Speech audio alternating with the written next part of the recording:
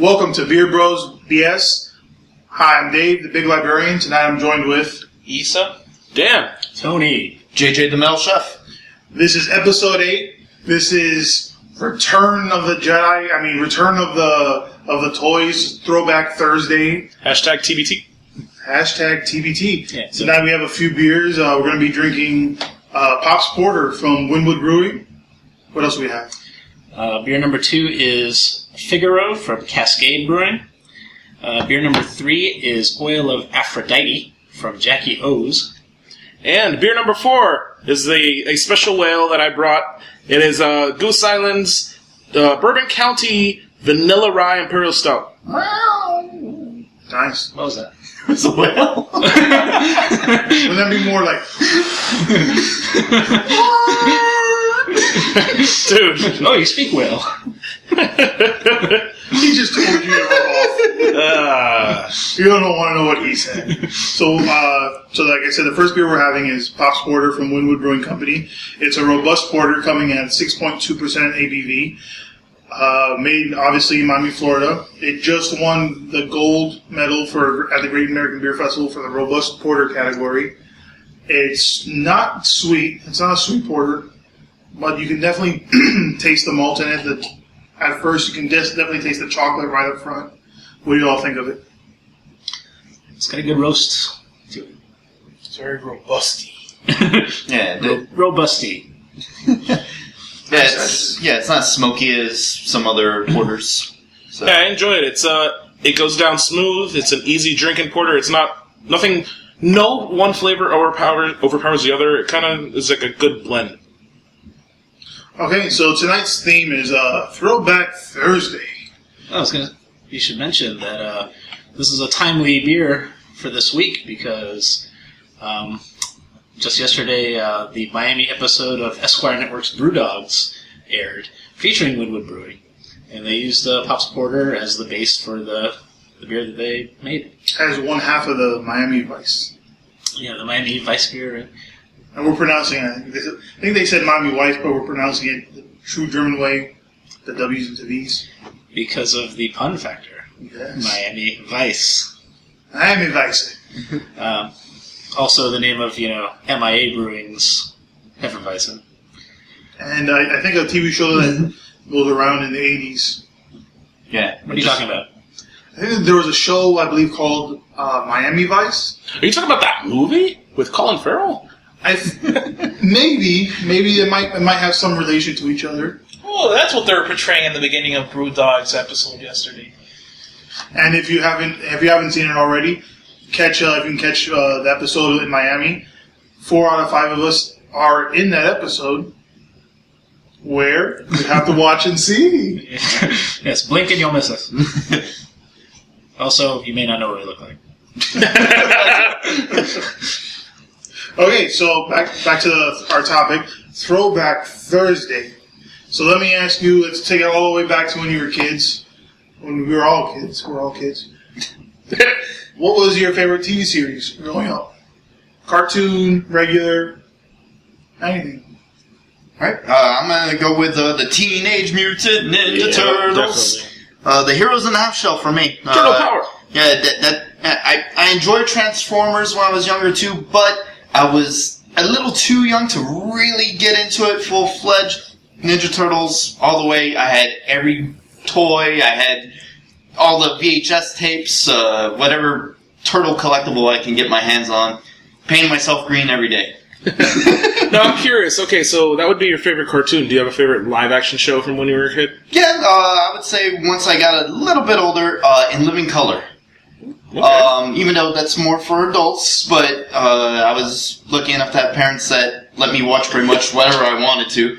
So, and that's, that all the great skits were on there. I love the characters, Jim Carrey as Fire Marshal Bill. Homie the Clown. Yeah, They're all like 15 Wayanses. Yeah, SW1, all. Nice. So, the Fly Girls. Oh, yeah, J-Lo, man. Yeah, exactly. So, it was a good time to grow up 80s, 90s. So are you not counting WWF wrestling? No, because then every episode would be about wrestling for me. Yes, I had wrestling everything all the time. Right on. So for me, favorite cartoon was Transformers. Right, a little older than you, so that was like right in the prime. Was when I'm 10 years old or something like that. The Optimus Prime. I put down my glass and applaud that one. That was a Tony joke all the way, dude. It was, and I didn't even think of it. It was more than meets the eye. All right, you made me lose my train of thought. But yeah, like, what's cooler to, like a 10-year-old boy than robots that turn into cars and planes and vice versa? Nothing is the answer. Robots that turn into dinosaurs? Oh, wait, they did that too. Yep, they did do that as well. Or into weapons. Yeah. So, awesome cartoon and awesome commercial for all the toys, which I, made my parents buy me back then as well. Favorite Transformer? Jeez. It's either Optimus Prime or Grimlock, and for different reasons. Optimus Prime, is really the epitome of what you want in a leader. I think, he's strong, he's wise, but, he's not a dick. That voice. His voice was one of a kind. Exactly, Peter Cullen. Yeah, there's a reason why they use him for the current movies. Exactly. Because he's still alive? Oh, that too. But they changed all our characters' voices, except for Optimus Prime. I thought it was the same Megatron, no? No. No, that's It was... Agent Smith. Oh, it is? Oh, Hugo Weaving? Okay. I didn't know that. Cool. It wasn't Frank Welker number 2 on the most greatest No, movies? it was number 7. Hugo Weaving. Right, Frank Welker's number 2, though. Yeah. Throwback to last week. Throwback Thursday. And for, favorite live-action series growing up, for me, it was Different Strokes. Wow. Surprised at that one. That was, like, one of the big ones at the time, and, just watching Gary Coleman's adventures. The Stroke was a big one. It was different. I thought you were going to go with Alf. But I thought about Alf too. That's a few years after that. But I did love Alf growing up too, especially the theme song, that bass line. It's awesome. Hey Willie, where's Loki? You haven't heard the Alf theme song in a while. Go on YouTube and listen to it. Like the bass on that theme song is the shit. Yeah. Nice. So, not since Seinfeld has there been such great bass. Wait, okay, interesting. I have to check it out. For me, obviously Ninja Turtles was one of my favorite things ever growing up, but since that was already said, I'm going to go with DuckTales. I loved that show growing up, and the theme song was classic. The Nintendo game was amazing. I watched it, with my sister, who was a few years older than me, but, when we were kids, that was one of our favorite things to watch, and as far as a live-action show, even though it was also sort of half cartoon, I would go with the Super Mario Brothers Super Show, starring Captain Lou Albano. Yes. Or the TGIF shows later on when I was a little older, like Family Matters, Step by Step, Perfect Strangers, all that stuff. Oh, yeah. I used to watch that all the time, too. Yeah. Well, my favorite live-action show, which also had toys, actually, was A-Team. Loved having, Babe, Baracus, Face, and Hannibal. I mean, every episode was awesome. And, the weapons they ended up making and improvising, it was kind of like MacGyver meets, G.I. Joe-ish. Like, something, and then, and talking about G.I. Joe, that's my favorite cartoon and toys. Just every time you saw an episode of G.I. Joe, you saw the helicopter, and then they came out with a toy. You had to have it, and the spaceship episode, and you had the spaceship. You just had these humongous toys that are like boxes. Who were your favorite G.I. Joe characters? Cobra Commander was one of my favorite ones. Forgot the character with a dog. What was his name? He had like a dog. Oh yeah, he was with. He had I think it was a Navy guy. Right, and he had the little dog with him. Yeah. And he had the hat, too. There's so many. He has like a little white hat. If any listeners happen to know, they could tweet it to us. Yeah. I love how it's your favorite character, and all of us. So Dan, for Ninja Turtles, what's your favorite Ninja Turtle character? My favorite character, my favorite turtle is Michelangelo. Or just overall? Michelangelo still. Oh, okay. Yeah. I just think he I'm glad you was. made that distinction. Yeah, but in general, he was the most entertaining, like most fun. Casey Jones was pretty freaking badass, but no, Michelangelo was just a funny dude, and I loved him. I thought it was hilarious.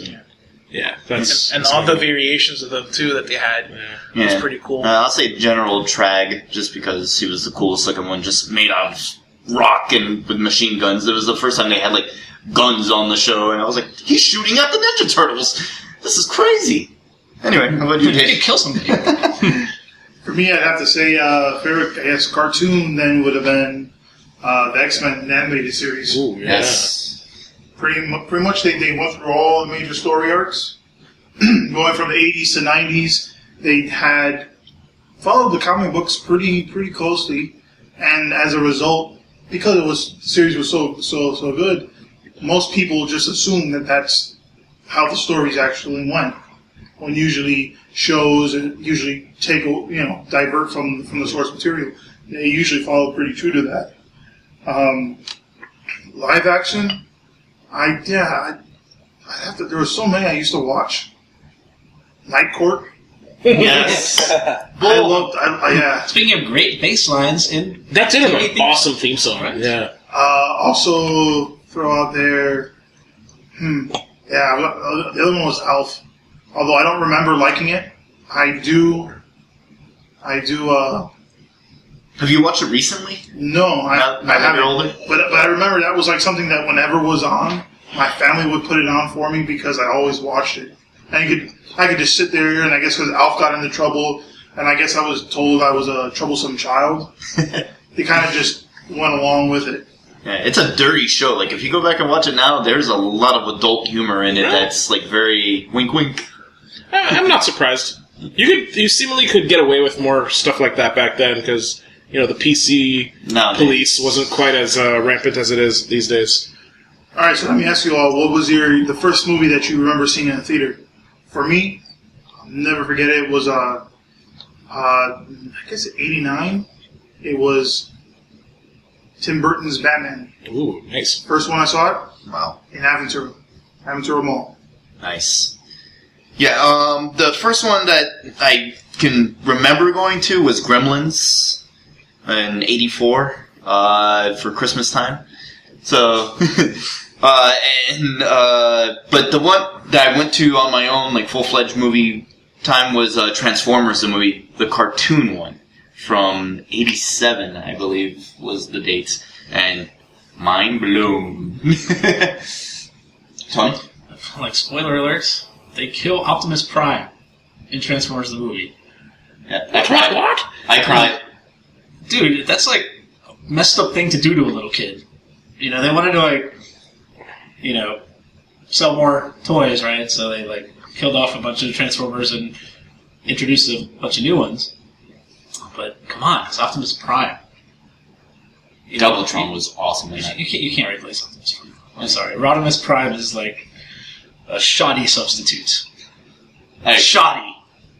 I agree. Tell us how you feel then. Let us know how you really feel about that. I think it's garbage. Yeah. What about you, Dan?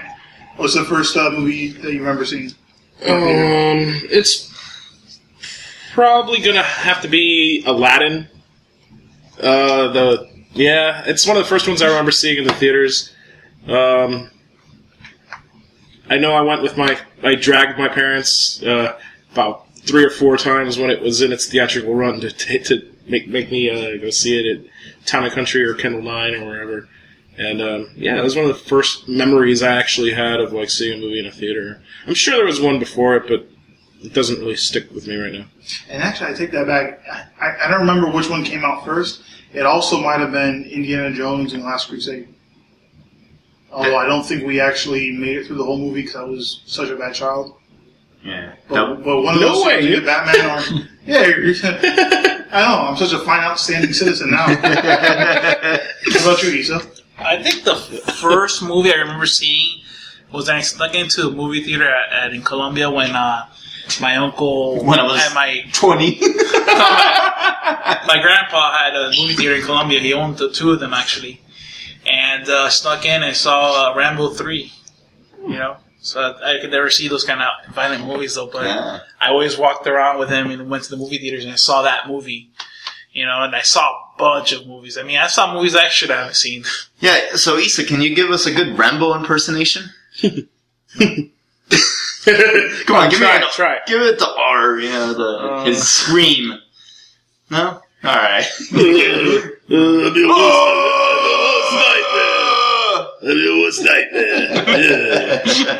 pig, let me in. So before we continue, we're on our second beer.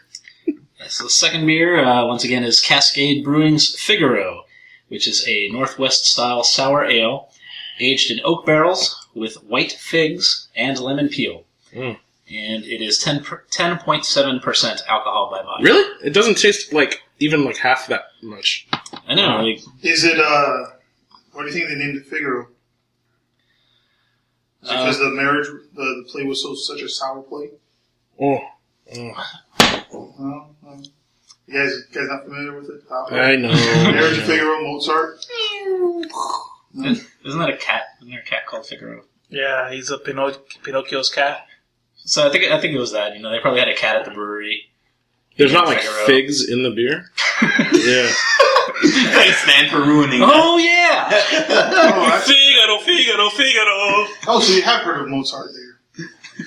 Mozart wasn't the one here. Issa Lopez, everybody.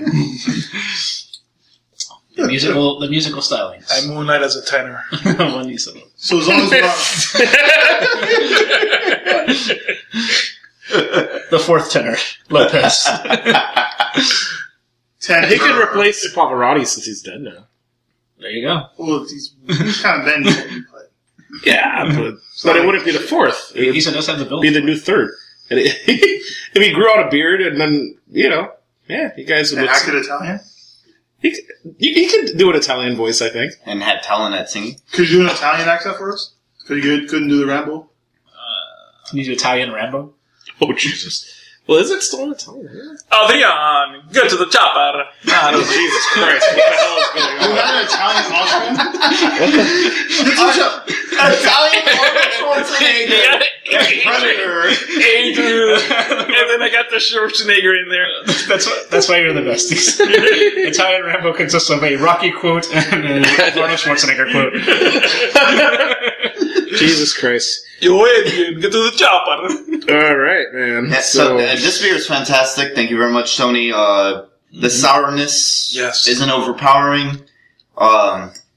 It's very cloudy for, like, some sours are kind of, like, opaque. Yeah, this one is... Yeah, I think you got some of the yeast in yours. Yeah, I got towards the end of the bottle, I'm but... not a big fan of the sours. I like some sours, though, but all the sours you gave me from Cascade Brewing are top-notch. That's why they're called the House of Sour. Seriously, they're good. Like, they make sours really good. Mm-hmm. Yeah, so this one I get some sweetness, too. Yeah. Right, yeah, you get So we have a definitely different the sweet fruitiness. Yeah, it's a different No, it's definitely very well balanced. So, you know, Issa might be the fourth tenor. But let me ask you guys if we're going to stay on music. What was the first album that you ever bought? the first album was on cassettes.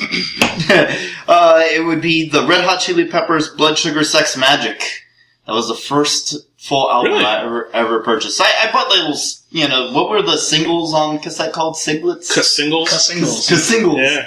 You know, I had Green Jellies, Three Little Pigs on that. I had Onyx Slam. Nice. But the first full album was Red Hot Chili Peppers. I have to admit, though, my first single was a New Kids on the Block single. Nice. Some things you don't admit on the podcast. I would admit that one, though.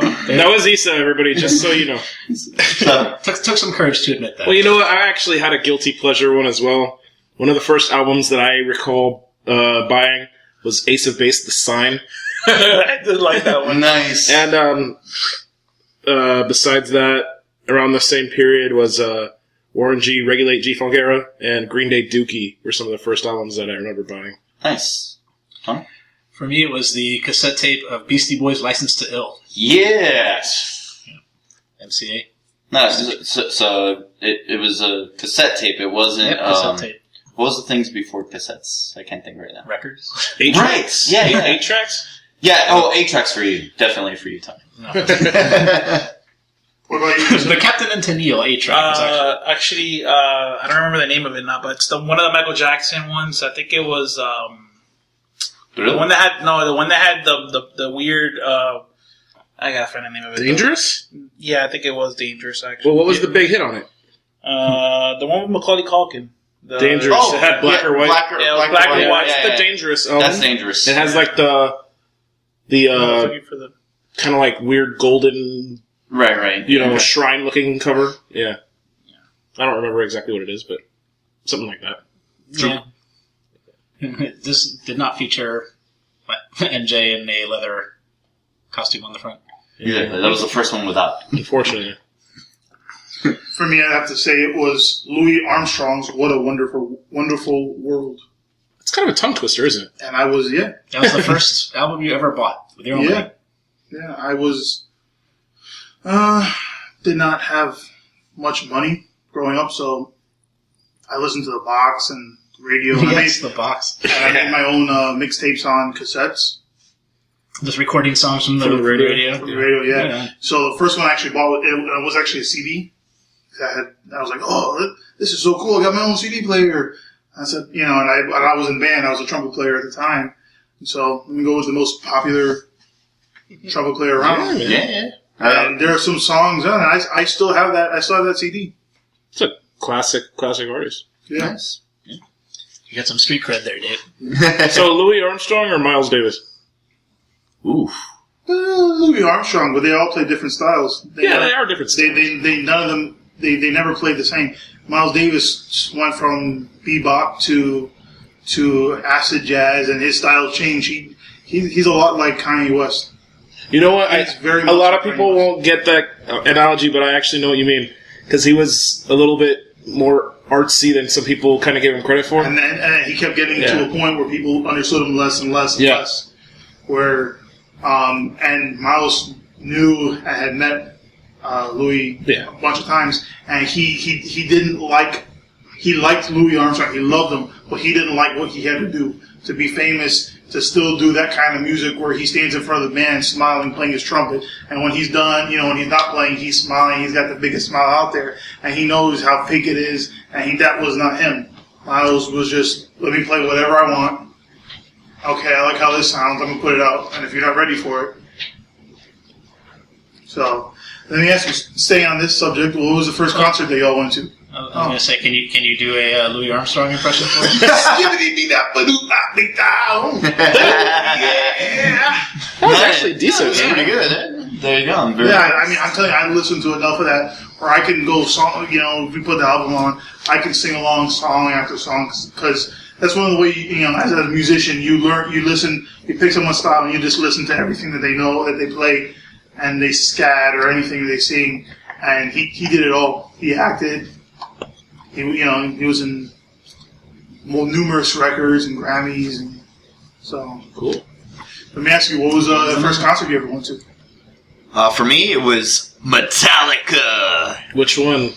It was in '96, right when Load came out. Oh, okay, yeah. So that was my first full-fledged real rock concert that I got to go to, and it was absolutely incredible. I was there. That was at the Miami Arena. Yeah, they played Corrosion of Conformity. Right, they played with Cock. That was their abbreviation. Yeah, and the coolest thing about it, I went with like a family friend, and we had seats. And since I was a little kid, I was like 11 or 12. I just walked down to the floor without a ticket. I was like, "Yeah, my dad's down there," and they just let me go, and I was all the way in the front. Absolutely amazing. Dude. And when they started playing one, all the explosions went off. The guy fell. Yeah, they had a stuntman fall from the on ceiling. fire. Yeah. And there was that right up in the Herald the next day. Yeah, it scared people because they thought someone died. Someone died. I remember that being on the news. So what a hell of a first experience, first concert. That's awesome. That was actually my second ever show. Oh, nice. Yeah. What was your first? My Garth Brooks. Nice. It was actually a really, really Legend. awesome show. I'm not a huge country music fan, but I mean, if I have to listen to it, I would listen to him. And dude put on a hell of a show. It was like maybe '94, so I was a kid. I went with my parents. But he had like a really cool set design where it almost kind of looked like a UFO. And like the stage would actually like lift up, and it was cool. I don't know. It I would was a lot still of fun. pay to see him because I've never seen him live, and I don't even like country music just because it's Garth Brooks. I know that sounds weird, but Right on. anyway, coming Hey, he's a from metal, rock star, man. yeah, from metal me, it's like what? He's a rock star, man. He has some songs that are like kind of rocking. yeah, exactly. What was he- Thunder roll. Yeah. What was where he like changed his name to something else? Chris Gaines. Yeah. Yes. Yeah, he put out like this really shitty rock album with like a emo wig on the, of him with like this like Had the, like you the know, bangs. Yeah, it was really terrible. whack looking haircut on it. Whatever. Fun? My first concert was Peter Gabriel Nice. at the Miami Arena. Awesome. The now no longer extant Miami Arena. And was an awesome show, and I'm really happy I got to see it because Peter Gabriel's never been back. Are you serious? Yeah. Wow. And that was what 20. 93. Yeah. Why hasn't he been back? He hasn't really been making music. Yeah, Yeah, well, doesn't tour. yeah. I mean, he tours a little, but he's a lot older now. So, and like the tour, like his what album was it? Like 2002, I think it was. Up came out, and I think he just did not come to Miami. And since then, I don't think he's done much touring other than like festivals and maybe around Europe. So if you're listening, Peter Gabriel, come back to Miami. I'll go see you. My favorite concert was when Carlos Vives had. Your first one. Your Yeah, first my very first concert was when Carlos Vives came out with La Gota Fria, and he was in Miami Marine Arena. Cool. And I went to that concert. It was actually pretty epic for me. I mean, That's awesome. it was like a really cool concert. Dave? For me, the first concert I ever went to was a classical concert. That was the Dallas Brass. That was actually the second album I had ever bought. And eventually one of my professors had joined them when I was in school, and they were touring. They happened to stop by in Coral Gables and play. But big music, I'd say, actually was with Dan. He called me up one day and said, "Hey, you want to go to a concert?" And I was like, "Oh yeah, sure. What is it?" And he said it's Linkin Park, Korn, and Snoop Dogg. Yeah. Oh, the Revolution. Project tour. Revolution. Yeah. And then it also had Less Than Jake and the Used. Yeah. Yeah. And I said, okay. And I remember I am not a fan of Korn, but I ended up so much so that I will tell you this. I mean, we saw first the Used and Less Than Jake. Yeah. Then we moved up and we saw Snoop Dogg, and we pointed at each other. Shout out to Snoop Dogg. Remember the guy you pointed to in West Palm Beach? Yo, double jizzle. That was me. A shizzle dizzle. And then we got kicked out of that area because we didn't have the tickets, and I ended up falling asleep during the middle Korn of set. the Korn set. Wow, and that was probably pretty loud. Yeah, That's very hard to do. I can easily fall asleep. That's not an issue for me. So, and then at the same time, they had on a different stage. Actually, they had what's his name from Wu-Tang? Oh, the Method Man. No. Oh, that wasn't that tour. That was a different one. I actually saw him though. Because he did that. FIU. Yeah, well, he did that Revolution tour too. It was Method Man when he had him and Redman. A different year, yeah. I think weren't there some special guests during Snoop's set? I think he had Well, Don Magic One was there. Tom Magic One, yeah, but He's Warren G was DJing with him, and I think, yeah. True. Anyway, yeah. Alright. Okay, so how about go really back when you were little? What was your favorite toy when you were growing up? Dan? Wow. In the Nintendo, I guess. But I mean, if we're gonna talk about Like- video games eventually, I'll have to say, oh man, like a neighbor friend of mine had a big trampoline that we would all go out and jump on. That was a lot of fun. I don't know if that's really a toy, but Yeah. I mean- You didn't have like an action figure or car set that you particularly liked? I had an old Hulk Hogan that had like the string in the back that you would pull and he would talk. And I think you could pull the string out of his back and he'd be like, "Treat, say your prayers, and eat your vitamins, brother." And then like, I remember I actually took that to show and tell in like first grade. That I don't know. I guess that. If the other ones don't count. Okay. It sounded like you said, drink, say your prayers, and be ready. Well, that's probably what Hogan would say now too. So it was different than the wrestling buddies, the one that you would punch. No, it was and like saying, a hard plastic one. Ow, And my like, elbow! with the string, and you would like. You could, if you pulled the string out and let it go, he would say something. But if you didn't let it go, snake in my boots. if you didn't just like let go of the string and let it go back in and let him talk, and you kind of held onto it and let it go in slowly, he would keep talking, but like, and it was pretty funny. So I don't know. That's what made it your favorite toy. Yeah, he didn't make Hogan sound like a retard. It was pretty funny. Yeah. All right. So how about you, Tony? What was your favorite toy? Again, the Transformers. Whichever one was the most recent one that my parents had purchased for me was my favorite at any given time. So I'd love to throw out there, my mother didn't buy me Transformers. She bought my older brother Transformers. And he lived between Florida and Michigan. And what he ended up doing was, because I was so little, he would put handcuffs over his closet door and to try and lock it so I couldn't get in there. And the stories are that I would stick my then 3 to 4 year old arm into that small little space of that closet, transform the Transformers without looking, because you couldn't get Optimus Prime out in his full form. But if you transformed him to his humanoid form, you could slide him out easily. So my brother had stories where he'd come home from school and I'd have all the Transformers laid out in order on the floor, and like, oh, I didn't do it. He'd catch me like playing with it. I'd say, it wasn't me. Your brother now believes in aliens. It's like Toy Story. They actually move when no one's around. You could probably win the one-handed transforming contest. That was many years ago. Is that really a thing? It really ought to be. Anyway, so Isa, how about you? What was a favorite toy that you played with? Favorite toy was a toy that I got in one of the Christmases when I was a little kid, and it was back when micro machines were big. Oh, nice. And I mean, I had every micro machine. I had a lot of them.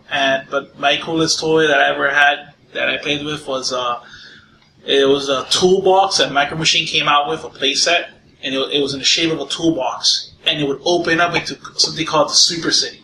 Yes. And they had many of those. They had one that was a plane. They had one that was like a super van, and they all turned into a play set. And that to me was like a little miniature city. Mm-hmm. It had everything you needed: a police station, it had a garage, it had an airport, it had a bridge, and it opened up. And I spent hours playing with that. Oh, that was awesome. For me, my favorite toy, were balls. Or balls? I love playing with balls. You love playing with big balls? Or you like playing with sweaty balls? No, soccer balls. Soccer balls. That's usually what we use. You might want to see a doctor. Huh? Yeah. You could play soccer with it, play kickball, you could play box ball. If you really were bored, you could even play, we managed to play basketball a few times with the soccer balls. We did so much. But then other than that, I'd have to say probably the green army soldiers.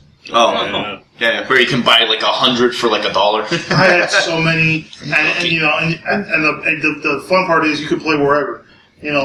Playing on your entertainment center, and a desk, your bed. I mean, all the different terrains make it interesting. Who's going to win? And if any friends ever came over, you have them bring theirs.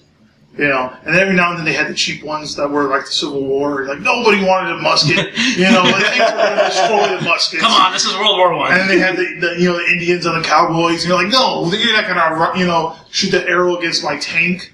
Well, then if you ever included any of the Transformers, then it got a little interesting. What's Optimus Prime going to do? Against the tank? Just kind of dive into it. Who knows? It's up to your imagination. That was the imagination. Yeah. Best part about this, I'm gonna have to say for me was Legos, because besides the sets that you could build yourself, which I thoroughly enjoyed, built a train set with you way back in the day, Tony. The space ones were awesome, and but I just like building my own things. I would make giant robots and dinosaurs, and I did that way up until I was 12. So you wouldn't follow the directions then? Oh no, I would try and build what it was on the box without using the directions. Oh. Yeah, like a G. So Just real quick, if anyone wants to throw out what's the strangest toy you had? Anyone got like a really weird toy that you had back in the day that was... Well, before you continue, we're actually on our third beer right now. Oh, yes. I see it. Want to introduce that one? All right, so our third beer comes to us from a friend of the podcast, Michelle. It's Jackie O's Pub and Eatery from Athens, Ohio, and the beer is Oil of Aphrodite, which is a stout brewed with walnuts. And Michelle received this in a beer trade, but unfortunately she is allergic to walnuts, so she donated it to the podcast. So thanks, Michelle. Thank you. And is she allergic to D's nuts? I'm not even going to touch that one. Please don't. So it is Might get an allergic reaction. Again, it's a stout brewed with walnuts, and it is 10% alcohol by volume. So cheers, guys. And cheers. Thanks, Michelle. Muchas gracias. Cheers. What do y'all think of it? I think it's pretty good. Yeah, pretty good. It's a lot of sweetness up front. It was delicious. Yeah, and you get the walnut aftertaste that you get. It's like that. Yeah, it's very sweet. Mm-hmm. Yeah, You slosh it around your palate a little bit. You can even taste the nuttiness in it. A little syrupy. And like a lot of chocolate up front, and then you do taste the walnuts. Like I'm not sure if I would be able to identify it as walnuts if I didn't know that they were in there. But they're there. No, it does. They're not cashews, and it's not peanuts. No, They're not. It's been so long since I've eaten walnuts. just plain walnuts in your mouth. No chin nuts either. Better than these nuts. Is it better, JJ? Better than these nuts? Is everybody going to make a D's nuts joke? Come on, man. Alright, so anyway, go back. So anyway, speaking of We need to get Funky Buddha's These Nuts beer on the podcast. I have to say, when I ordered that beer at the bar, I went after a meeting I was at and happened to be in the area. And I went on my lunch break, and I'd have to say it was the oddest thing sitting there and having that server come to me and say, "Oh, what can I get you?" And saying, "I like these nuts." Was it a guy or a girl? It was a girl. Oh, that's a little better. It was still That's an odd thing. Yeah. odd to say to somebody. You could have been like, if you'd like, you can also get these nuts. Ooh. So, anyway, so speaking of odd things like that, so anyone got a weird toy that they had back in the day? You know what? I don't know how weird it is, but Or unique? it stuck with me was the Nintendo Power Pad. You would use it for like the running track and field game. And I remember that it was you could kind of like cheat with it And slap it? and just kind of like drum roll it, and your guy would run fast as hell. Yeah, with your So hands. whatever. I don't know who else. Oh, my weirdest toy was a Stretch Armstrong. I just found it very weird when you stretched it and it stayed there. And then when it broke, that ooze that came off of it. It was super weird. Yeah, that was definitely weird. Tony? Got a weird one? This one's not too old, but the second wave of Star Wars figures had a Jabba the Hutt, which contained its own like slime. It was called Jabba Glob. Which we have on the table. And the idea is, you put the slime and it comes out of his mouth. Frogs. Plastic frogs with in little it. frogs and stuff in it. It just seems like it. I guess it's, accurate to the movie, but still just like an odd thing to have. It's Jabba with slime. Okay, well, I would say the weirdest one that I had, they were called Rock Lords. They were by Tonka. They were I remember those. Yes, they were the knockoff Transformers. They were robots that turned into rocks. Very exciting. Yes, I don't remember. And there was a gold one, a granite marble. And they had them in Happy Meals too, I think, at one point. Yeah, they had cheap I don't know, versions of but them. They just like roll into a ball. they go for the ladies. If you remember Polly Pocket back in the day, it was like that for boys. I don't recall. Anyway. Let me ask you all, what was your favorite video game as a kid?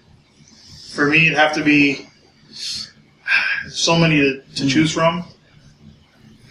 For me, I was a big Street Fighter fan. Oh yeah. Mm-hmm. But also there was this one X-Men game on Sega Genesis. And I don't remember the name of it. But it had a bunch of the players, and it was just so much fun. I never beat it. And that was my regret. We played that all the time back in the day, Tony. You had it. I think it was just called the X-Men. I think it was just called X-Men. Yeah, it was like a side scroller. Yes, exactly. It had Nightcrawler, Cyclops, Wolverine, Storm, and then like one other. I think Colossus. Gambit, yeah. Gambit was definitely in it. Yeah. Because it was way OP. That's right. Yeah. That's like, the arcade X-Men. Yeah, it was. Even though it ate like so many quarters. Yeah, but that was, for me, that was just like the Simpsons one. The Simpsons arcade game was a lot of fun. The Ninja Turtles. The other game for me that was also arcade, but Sega Genesis, was Streets of Rage. Ooh, nice. Yes. I loved it because you could break glass bottles and stab people with it. Beat the shit out of people. You take Oh, that's where you got it from. Yeah, I started young. Before people touch my pipe. Oh Lord. Anyway, well, I'm gonna say for me, Mega Man 3, way back in the day on the NES. Why 3? I felt that the levels and the enemies were the coolest, so when you beat the bosses, as you recall, you would get their power. Mm-hmm. For those that didn't play Mega Man, you absorb the boss power, and you would use that to get through other levels. Yeah. And they had Blade Man, which I thought was one of the coolest ones. And then for the one where I really knew I was addicted to video games, a little bit older, Mortal Kombat 1. You were addicted to video games? No, addicted. Oh. And Mortal Kombat 1, when that came out, there was one at the Burger King right by my house, and I would just go there every day. Every day. Italian chicken sandwich and Mortal Kombat. Lunch of champions. Yeah, right? Mortal Kombat champions. Test your mic. Wait. Test your hunger. For me, I was gonna say also Mega Man. Like all the Mega Man games, like those are such great fun games. Also the Mario games. Mm-hmm. Mario. No. No. Super Mario. No, Coach. It's Mario. 3? 3 was awesome. I mean, I even liked 2. 1, 2. They were all good. I didn't like 2. People didn't like it because it was a dream and all different characters. Well, Super Mario 2 was actually a different game completely, and then in Japan they were like, "Oh, we could just put like Mario character sprites on top of whoever we already had in here," but it was actually a totally different game. Yeah. No, still really good. Yeah. And there's so many classic good games on Nintendo. I know you love Rygar. Oh my God, Rygar! Such an awesome game.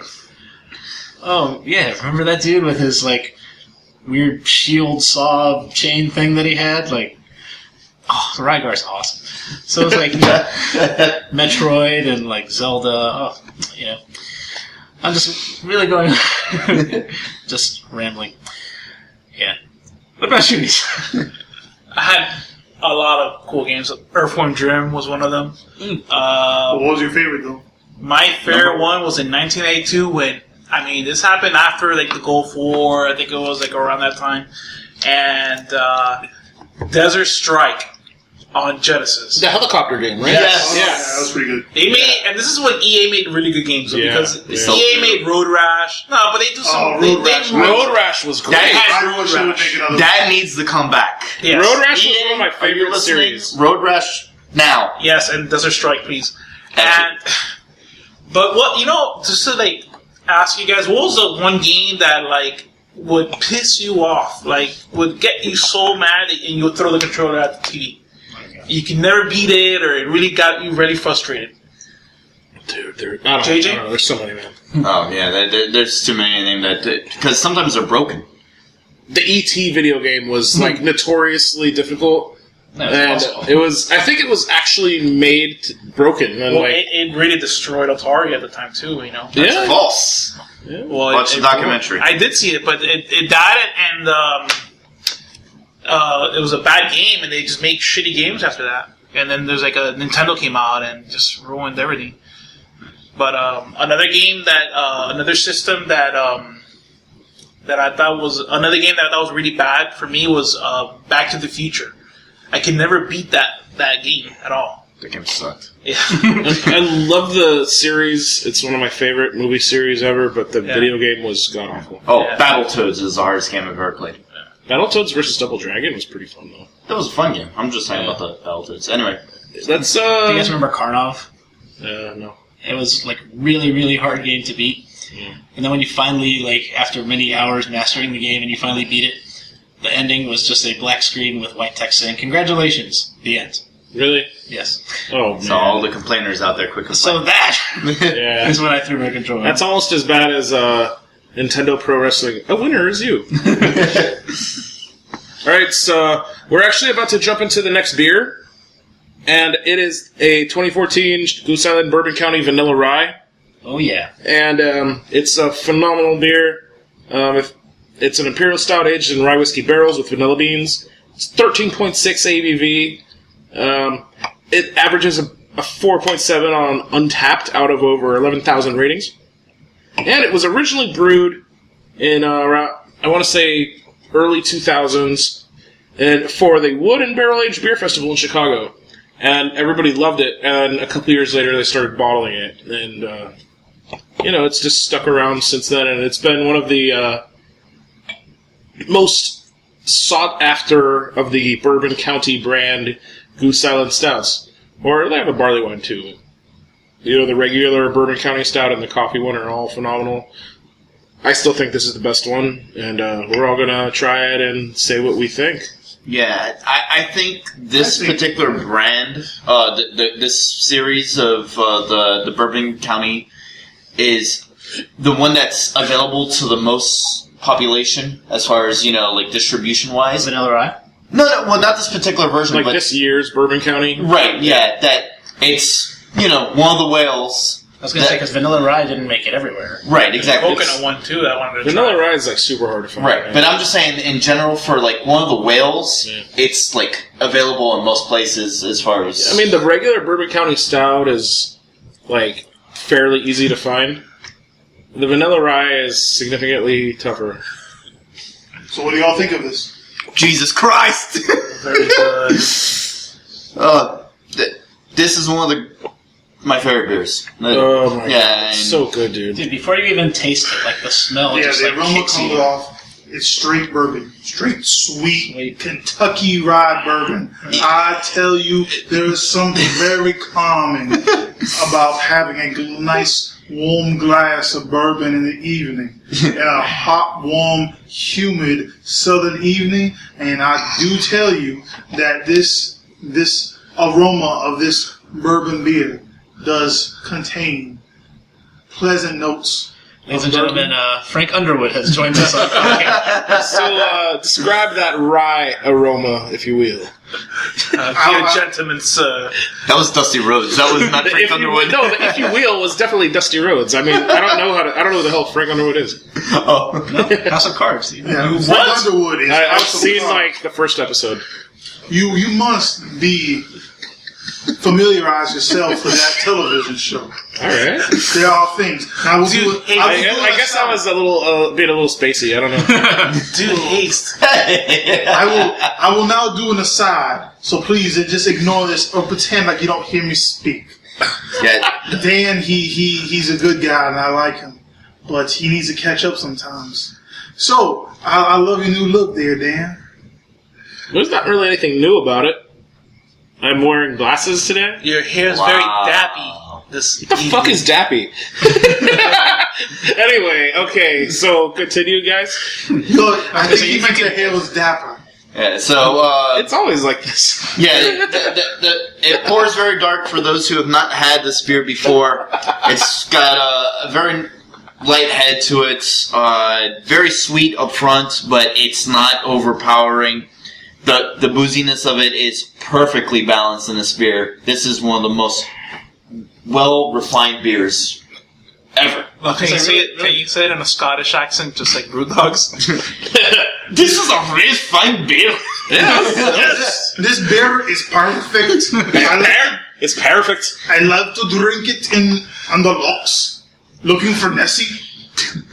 It's a little too much of the rolling R. You sound like a Scottish cat. But sometimes that's how we really speak.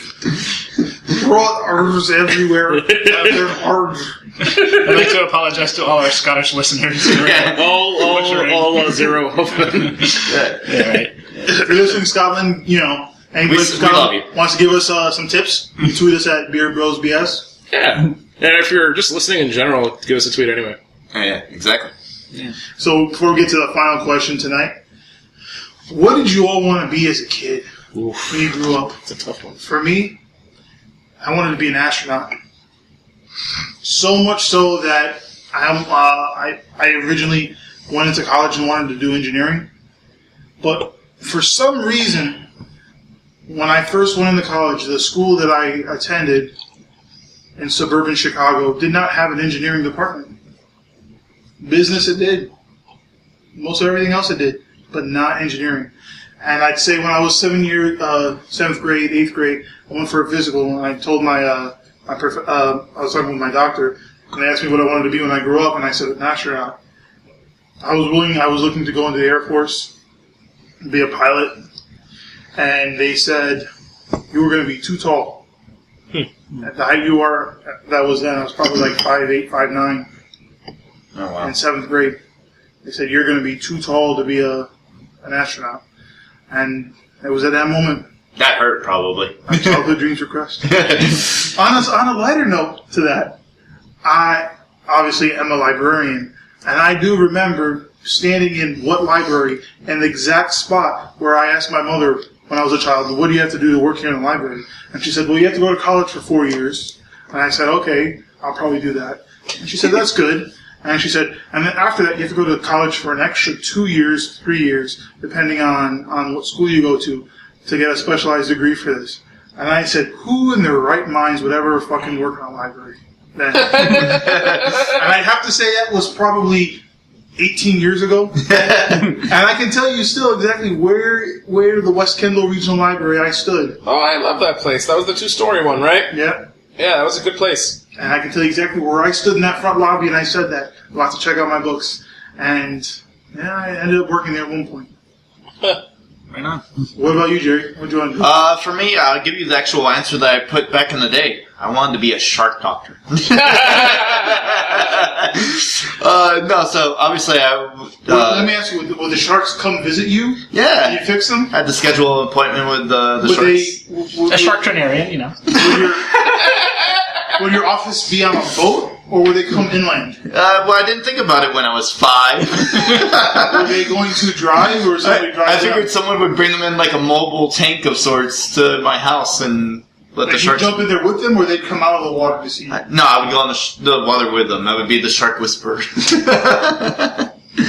But yeah, that was my thing. That and my other one was I would be a monster truck driver. I do have to say that shark idea totally bites. Thank you for that. Thanks, Tony. I mean, man. Yeah. Yeah, tanks for that. Shark Tank. What about you, Tony? Well, I was gonna say astronaut, you know, and when I was, when I too was a young man pursuing, those dreams, like Dr. Dre, they said, I got too much ass, so I couldn't be an astronaut. They said? So anyway, my real answer is I wanted to be a rock star. I was playing guitar and bass, and I played in bands for a while, but it just didn't pan out. Almost. Almost there. So almost close. made it. So close. So instead, I switched to beer drinker. Oh. Good choice. Right on. Dan? Wow, that's a tough one. You want to be a fireman? No, I guess at first I was thinking doctor because of my dad and his dad and all that. But then I realized that you have to go to school for a really long time, so I didn't want to do that. Even though I was already in school for a really long time. So, yeah, either way I was screwed. And, Jesus, the irony in this one is incredible. So, I don't know. What else was I thinking? I wanted to be a wrestler. Me too. Yeah. That was my I other wanted one. I wanted to be like Hulk Hogan's tag team partner. World champion. Yeah. Well, believe it or not, though, this might sound funny, though, but I did want to get a science degree in poultry. Poultry? Yes, I wanted to grow chickens. You want to grow them? Yes. From a plant? Or... No,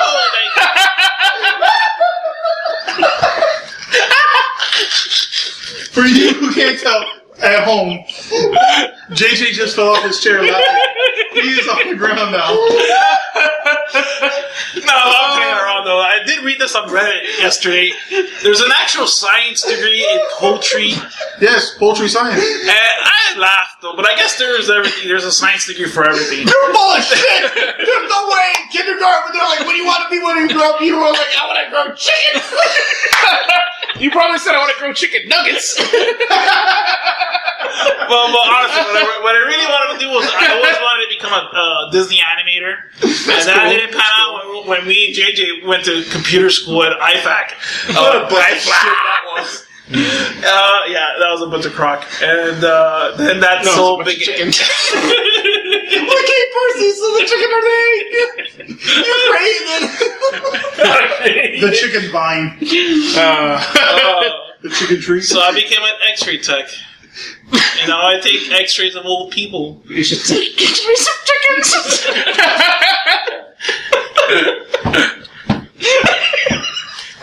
Oh Jesus! Everybody's broken down here. It sounds like a bunch of goblin birds in a coop. I know what Tony's forehead looks like a tomato. guys, this podcast is poultry in motion. That was a really foul joke. We're really laying an egg here. Okay. So on that, let me ask you guys, what was your favorite beer of the night? Bourbon County Vanilla Rye. Vanilla It's rye. unanimous, I think. Yeah, that's kind of close. Really? Yes. Really? Over the vanilla rye? Whoa! Yeah. Oh, He picked the sour over a stout. I never thought that would happen. Especially, like, this is like God tier. No, that is God, but I liked it. But That's like Issa saying he doesn't like the the league. Figaro today. Today was a Figaro. What did you say, JJ? Repeat that. I said that's like if you said you didn't like the league. The league, huh? Oh. It's like the league. Don't you dare diss Andre. I mean Issa. Wait until they have chickens on the episode. It'll happen soon enough. I'm sure they did have chickens. They had a lot of stuff, weird stuff in their show. When that happens, they'll probably fly the coop. This podcast is for the birds. So remember, guys, if you have any questions or comments, concerns, Tweet us. you can tweet us at BeerBrosBS. You can find us on Facebook.com/BeerBrosBS, Instagram at BeerBrosBS, email us at BeerBrosBS@gmail.com. Find us on our website, everything there. You can find everything there. Absolute everything there. We're going to update it. We're going to include a page all about Issa. That's coming soon. Our website is www.beerbrosbs.com. Remember, as always, you can find our episodes on SoundCloud and iTunes. I'm Dave, the Big Librarian. You can also find me on toughnarrow.com. JJ, the Metal Chef. Tony. I am Dan at Dan12Con. And I'm Issa at chickenmaster.com. All right, everybody. Good night. Cheers. Cheers.